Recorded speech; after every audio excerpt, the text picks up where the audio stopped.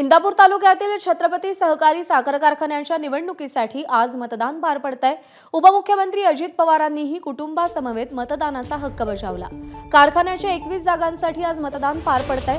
अजित पवारांच्या मार्गदर्शनाखाली सर्वपक्षीय पॅनल म्हणून भवानी माता पॅनल तसंच त्यांच्या विरोधात महायुतीचे घटक पक्ष असलेले छत्रपती बचाव पॅनल अशा 2 पॅनल समोरासमोर उभे आहेत।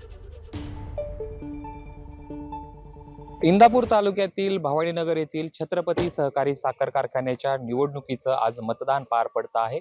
सकाळी 8 वाजल्यापासून या मतदानाला सुरुवात झालेली आहे। उपमुख्यमंत्री अजित पवार यांच्या मार्गदर्शनाखाली भवानी माता पॅनल तर महायुतीचेच घटक पक्ष असलेल्यांचं छत्रपती बचाव पॅनल असे 2 पॅनल जे आहेत ते समोरासमोर जे आहेत ते लढताना आपल्याला पाहायला मिळत आहेत। आज सकाळपासून या मतदानाला सुरुवात झाली।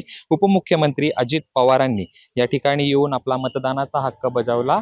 ब वर्गाचं मतदान याच ठिकाणी भवानीनगर येथील शाळेमध्ये केलं, तर अ वर्गाचं मतदान जे आहे ते अजित पवारांनी खताळपट्टा बारामती तालुक्यातील खताळपट्टा या ठिकाणी केलं। त्याच्यामध्ये त्यांच्यासोबत त्यांच्या आई आशाताई पवार आणि पत्नी सुनेत्रा पवार देखील सोबत होत्या। उद्या याचा निकाल लागणार आहे आणि नेमकं कोण बाजी मारतं हे पाहणं महत्त्वाचं असणार आहे। उपमुख्यमंत्री अजित पवार यांच्या मार्गदर्शनाखाली जर हे निवडणूक लढवली जात असली तरी पृथ्वीराज जाचक हे काही दिवसापर्यंत काही महिन्यापर्यंत अजित पवारांचे विरोधक मानले जात होते। त्यांनीच उपमुख्यमंत्री अजित पवार यांच्या सोबत जे आहे ते या ठिकाणी पॅनल उभं केलेलं आहे आणि शरद पवार गटाला या पॅनल मधून कोणतीही संधी न दिली गेल्यानं असा आरोप करत, म्हणजे संधी मिळाली नाही असा आरोप करत त्यांनी या निवडणुकीतून माघार घेऊन जो आहे तो फक्त मतदानाचा हक्क बजावलेला आहे। आता नेमकं या निवडणुकीत बाजी कोण मारतं हे पाहणं महत्त्वाचं असणार आहे।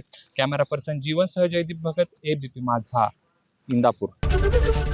एबीपी माझा, उघडा डोळे बघा नीट।